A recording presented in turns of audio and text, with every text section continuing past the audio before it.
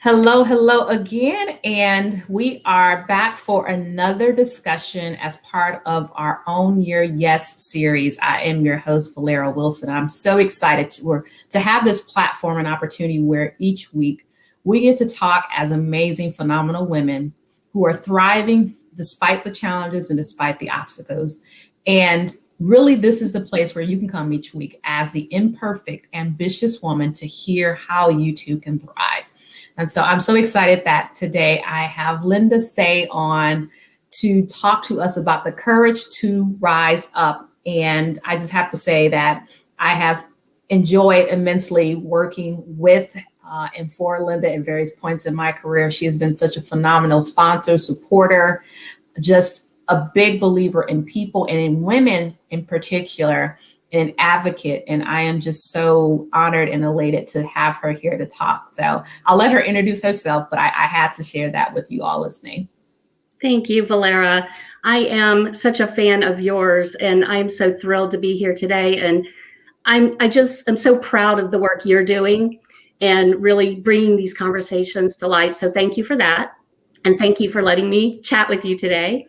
I guess for a little bit of background for me, a lot of people do know me from Money 2020 and the Rise Up program. Back in 2018, I started working there and had the honor and privilege to help co-create a program called Rise Up. It's a women's accelerator program in the industry. And I'm so proud of the work that was done there and so proud of all the women that have gone through that program. I can confidently say that 38% of the women that have gone through that program have attributed Rise Up in some way to the advancement in their career. Yeah. So that just, that says everything to me. And that truly was the first time, Valera, that I ever felt purpose-driven in my career. And it was like a light bulb going off for me. So that changed everything. And so after Money 2020, I spent the last year really pulling up my pants, getting brave, and starting my own company. So I started the Diverse Agenda, which is a consulting firm. And through that firm, everything I do is from a lens of diversity, equity, and inclusion. That's my mission, helping others through that lens. And so far, I've been able to really pick and choose and be intentional about some of the projects I do. And for example, something really near and dear to my heart is placing female speakers on those industry stages. That's something I did at Money 2020, and it's something I'm continuing to do now. It's really important that organizations see the disconnect between what they're telling the world, that they're doing all this DEI stuff, and the truth is what they're putting forth on those stages is the same 5 white and Indian men. Yeah.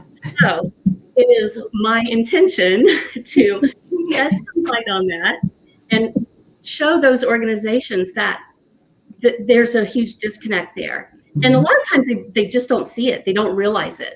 So I'm working with some organizations to train their female speakers and especially female women of color speakers to be on those stages and helping get them placed in the industry on those stages. So very dear to my heart. I'm also consulting some fintechs on diversity and inclusion strategies that they should put into their business plans as they go forth trying to get money from venture capitalists. That's something that VCs are starting to pay attention to, thankfully.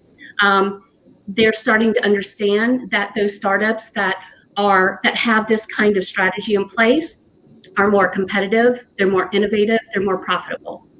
So that, especially for female founders, that's really important because they are lagging way behind when it comes to getting capital.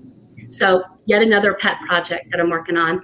Lastly, quickly, I'm working with an organization called Findexible, and they are launching the first ever FinTech Diversity Radar.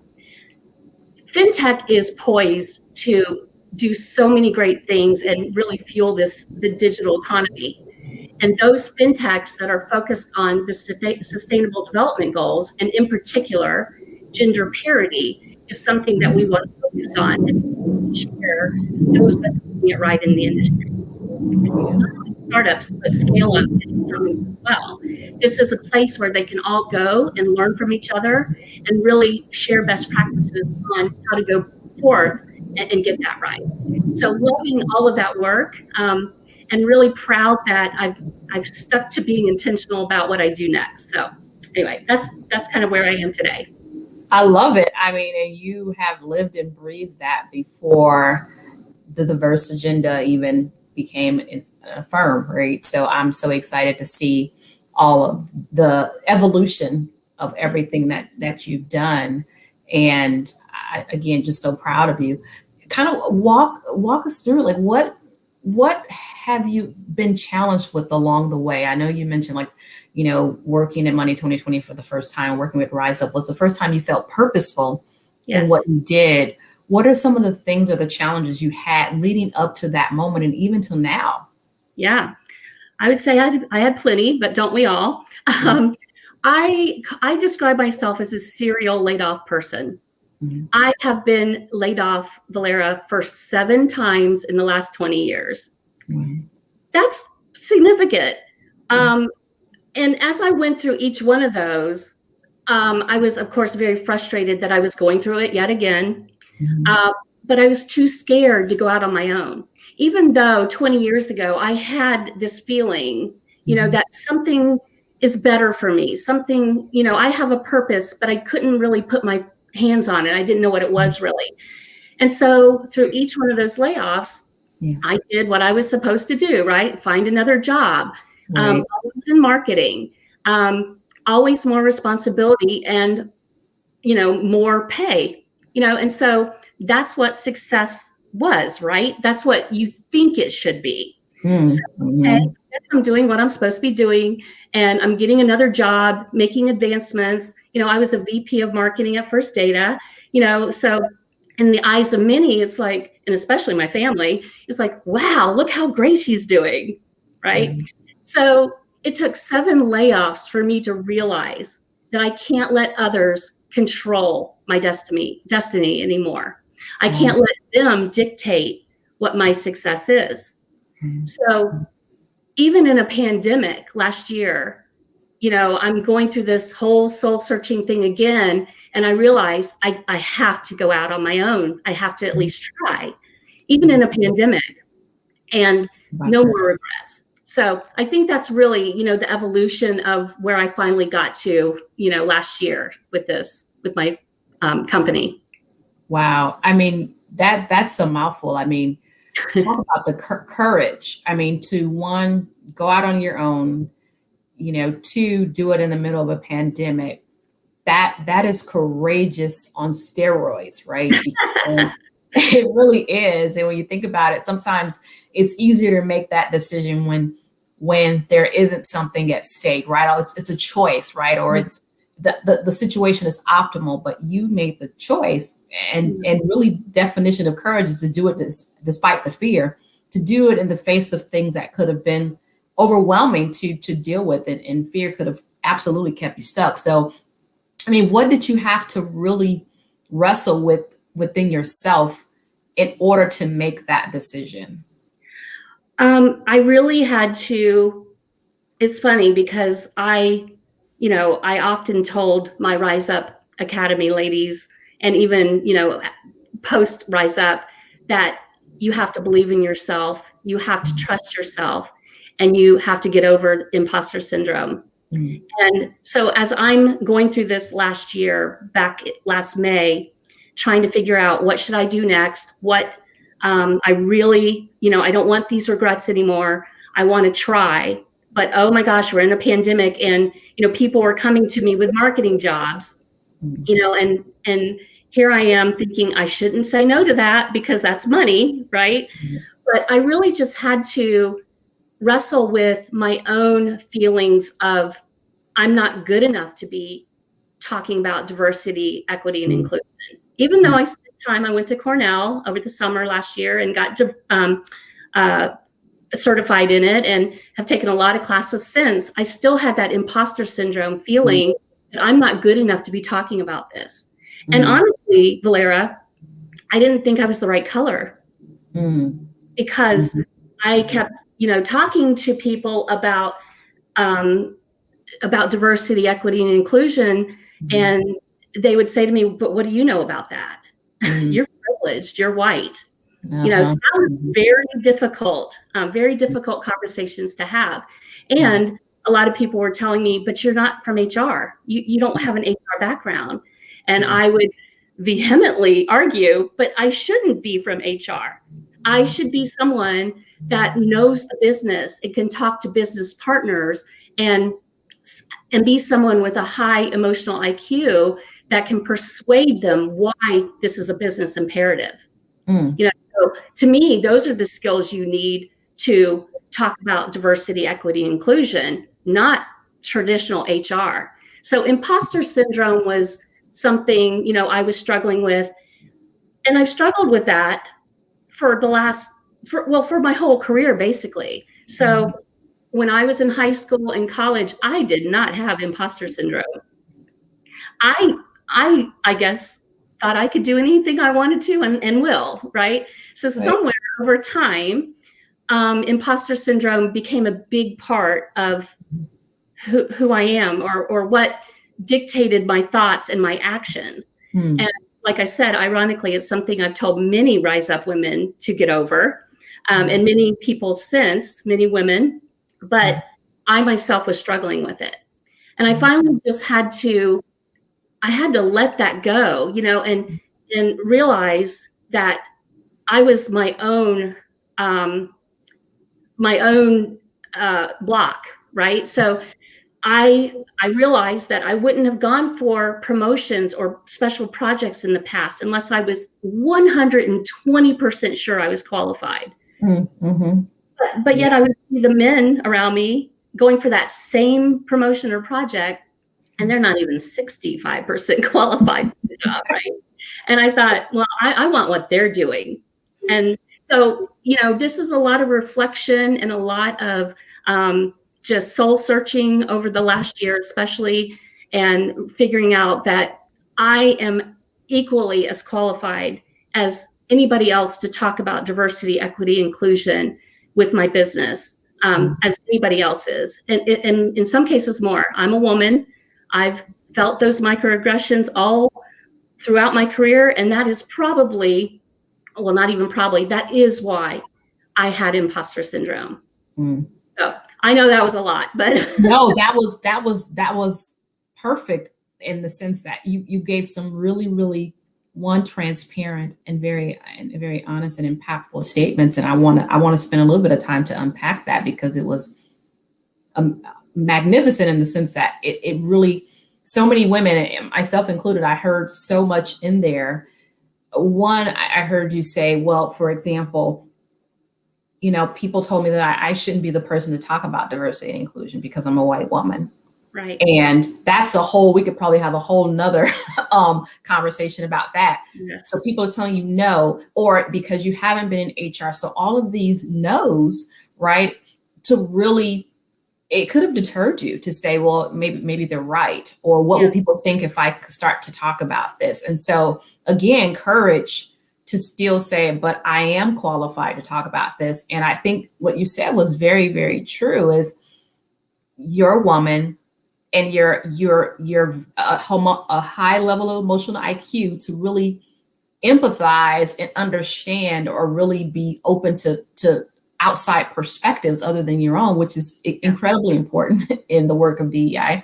Yep. Right. Because I'll just say, even as a Black woman, that doesn't mean that I know the experiences of every other woman of color. So so just because I'm a Black woman doesn't mean I would have the empathy or the ability or willingness to really factor in everyone else's experiences.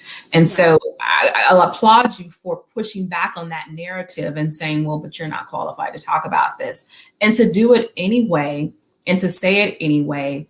And then I heard you mention, great jobs were coming your way, right? You mentioned, leaving a Fortune 500 brand as a VP of marketing and being, offered these opportunities. I remember us, kind of exchanging those texts at different times. And so And that takes courage to say, I mean, I've got, my grandmother used to say, a bird in the hand beats two in the bushel, right? So Yeah.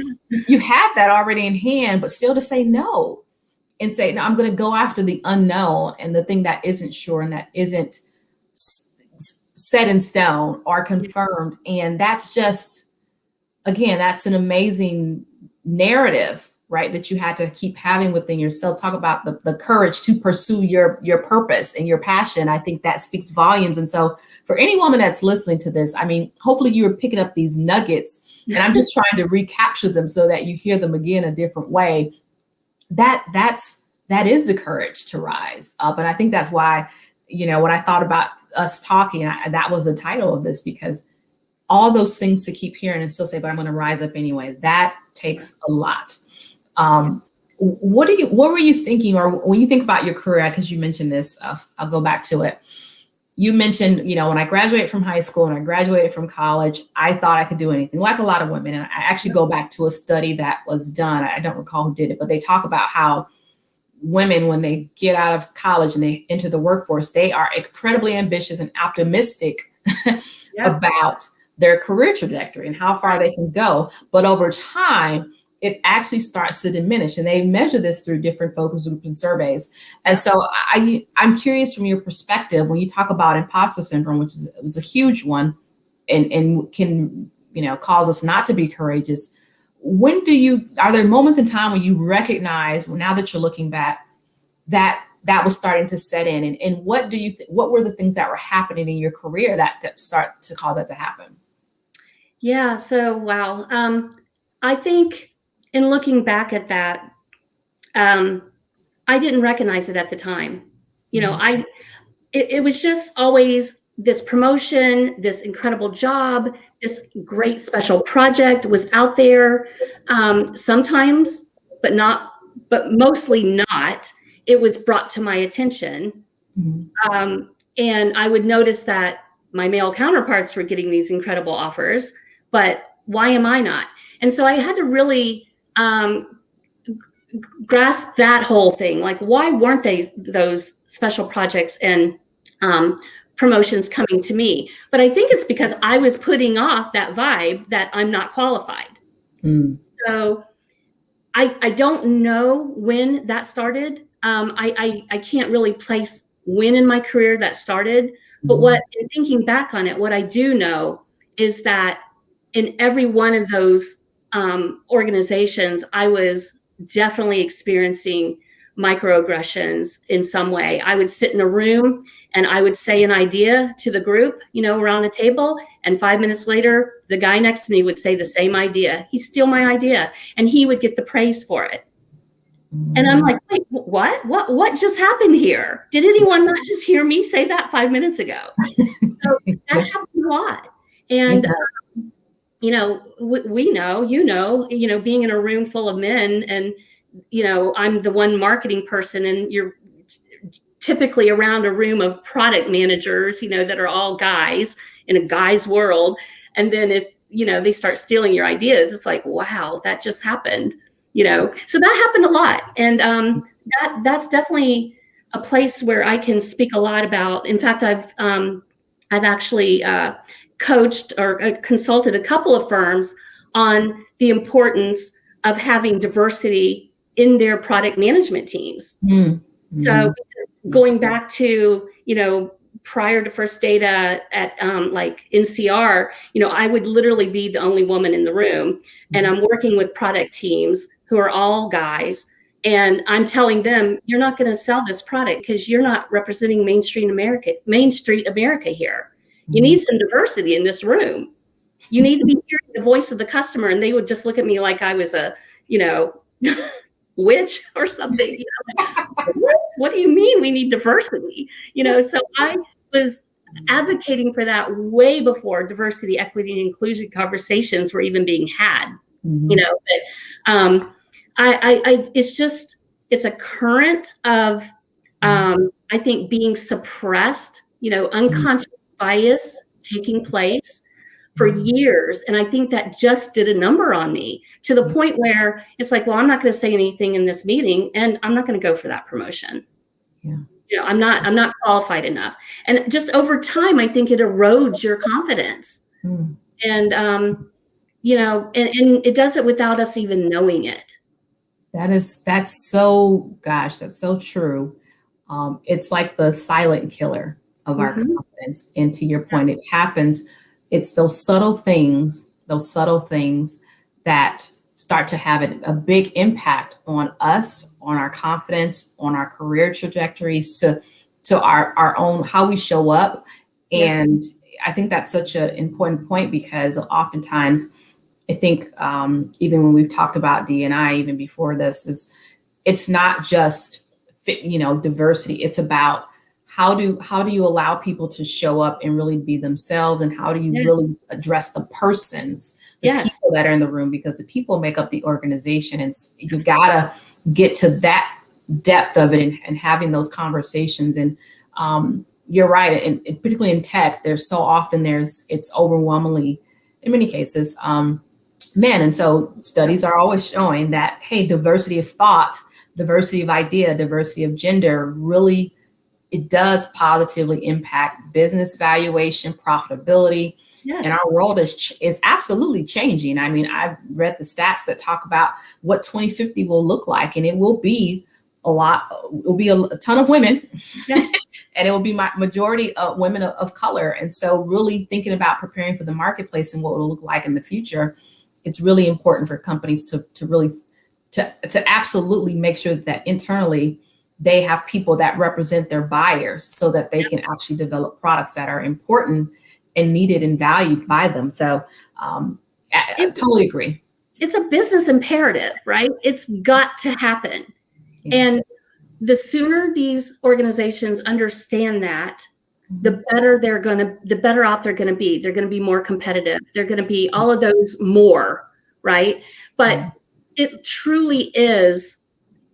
It's not, diversity is a number, right? You can have all the diverse employees in the world on your in your organization, but it's that inclusion and equity piece. That's where the magic happens. That's where it all comes together. And we leave people. We don't leave organizations. Yes. So we leave managers that don't make us feel safe and don't make us feel included and heard. That's the secret sauce. And that's what I consult with, the fintechs that I work with, is that's so important, and you got to get it right from the beginning. Oh gosh, yes. Touche. Let's put a pin in that. That's absolutely right. And there's a lot of work to be done. And I'm happy that you, going back to what you said earlier, it's still ringing in my head, where people said, well, you can't or you shouldn't for all these different reasons, and you still said, I can and I will. When you're at the table, what are you finding is really, for, as you think about, starting a business, like how has success, I'm kind of going another way here, but how have you changed your definition of success over time? You were in this, space for so long, how have you changed or have you? Oh, I completely changed my idea of what success is. So, wow. Like, why? And then what does it look like for you today? What does success look like for you today? It goes back to those expectations, right? So, success to me at the beginning of my career, through the last however many years, has always been dictated by society. And more close to home, my family, really. So that was always, you have to have a good job. You've got to, climb the ladder, get more responsibility, more money. There's certain people in my family that think success is all about money, right? And so I let that dictate, my movements, my advancements, where I went and what I did for so long. But that is so not my idea of success anymore. To me, you have to let that go, and you have to really think about what your mission is in life, what drives you, what's important to you. So it's not title, It's not money. For me, it now is all about doing good work that helps others, that really makes a difference in others' lives. And that's my guiding compass now. Sure, it'd be nice to have money, but I tell my son this, who's 16 and kind of just, especially in this past year, a little bit lost with school and all that. And I tell him that you need to love what you do. You need to do good work that really fills your soul, with goodness. And, that, and the money will come if it will. So that's what I tell him. And he just looks at me like, I don't know what she's talking about, but but I can at least take my own advice on that. So to me, success is completely different than what it used to be. Yeah. And I just wanted to say too, that for every no I've gotten in the last year, I truly think it's gotten me closer to that yes. Wow. So it takes a lot of no's to get to where you're going to be. And then you have your yeses coming. So that's how I kind of look at it. It's okay. It's just it's a no, but it's yet one step closer to my yes and what my purpose is. So that's how I look at it. And that's really, in a way, it's almost freeing, freeing not to have those societal expectations on you, like I always thought I had to answer to. Yeah. I mean, and you know what, that's, we've got a comment coming in, just, absolutely trust in your gut and following your passion and loving what you do. And it's so easy to forget that, to your point, in the pursuit of what people expect. And that's, gosh, it's subconscious, right? It's I talk about the book, in my book, it's those she influencers, right? Yeah. They all impact how we move, the things we do. And it's so interesting because you mentioned, the pay will come, and it's so interesting because I wonder sometimes, it's almost like we feel like you have to make a choice, money or success. And it's like, they really can be together, but it just really has to depend on what our definition is. And that's why I wanted to really to answer that question, because I do think that we can do good work that fills our soul and make money. And there's not just one way, but it takes the courage to go down that path. And it's definitely a path that you're on and taken on courageously. And I'm curious, when you think about, to your point, we talked about what people tell you that you should be doing and what you really want to do. What would you say to any woman who's feeling like she doesn't have that courage to strike out, or she doesn't have that courage? She keeps hearing the no, because what you said was, you keep getting enough no's, you'll get to your yes. And that's what this show is about, owning your yes. Yes. What would you say to a woman who's struggling with that no, right? Yes. To get to that yes, what would you say to her right now? What are some things that you would want her to walk away with listening to this? I guess, number one, follow your heart. Life is way too short not to know what makes you want to jump out of bed every day. Mm-hmm. You don't want to go through life jumping out of bed for something you don't love. Mm. It's too short. So I wish I had known this 30 years ago. Mm. What a difference I think that would have made. So that's my number one thing. Secondly, if you have some kind of nagging feeling that there's something better for you, something out there, something else, don't ignore that. Mm. Don't stuff it. I stuffed it for years. And I have regrets because of that. And I don't want anyone else to regret that and just continue to ignore that. If there's a sense of purpose or something better for you, explore it. It doesn't take much to explore that while you're working a full-time job. Explore it at night, on the weekends. I think, Valerie, you're the perfect example of that, right? I think you've done an incredible job of exploring that element in what you're doing today. Mm-hmm. And that is not impacting your work, your everyday, job at all. And so kudos to you for that, because that's exactly what I would tell anyone else to do. And then I think the last thing for me that I want to share is to always just trust your instincts. Trust your instincts and trust your higher power if you have one. I do. And I have leaned heavily on that this past year. And so I think, that's really important. Trust your instincts, trust your higher power, don't give up, and you'll be okay. I've gone through 7 layoffs. I'm perfectly okay. I love that. I love that. That's a great way to end. Like, I've gone through this 7 times. If you want it, again, for the people in the back that might be listening, 7 times, and I'm perfect. 7 times. Right. Yeah. I mean, and again, thank you for being so vulnerable and transparent and sharing you with women that really could benefit from hearing this message right now. To be courageous. Thank you so much, Linda, for sharing with us. And if people want to connect with you, the Diverse Agenda, where should they go?